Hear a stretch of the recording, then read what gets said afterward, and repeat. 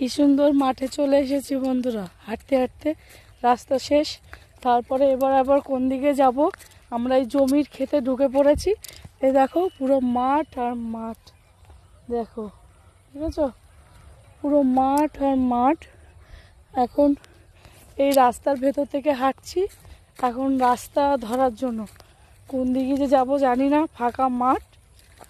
এখন দেখি কোন দিকে গেলে আর এই মাটিতে এই একদম খাওয়া খাওয়া, হাঁটতেও পাচ্ছি না, সেই জুতো ছিঁড়বে নাহলে পা কাটবে, এরকম একটা অবস্থা।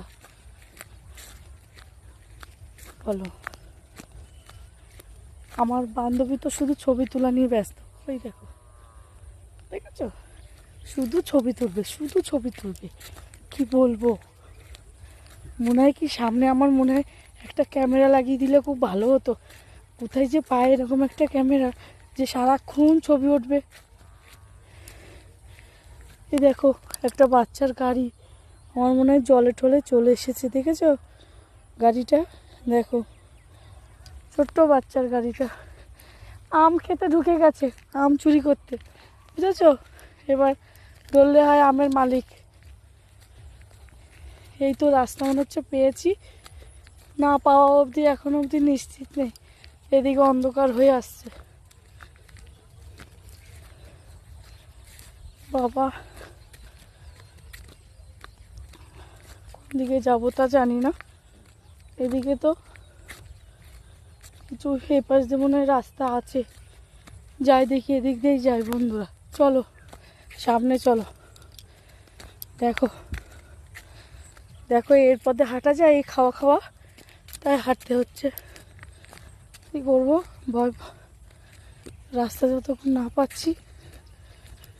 এই আসো, এই ছবি তুলেই যাচ্ছে, তুলতে থাকুক, আমি তো আগে যাই।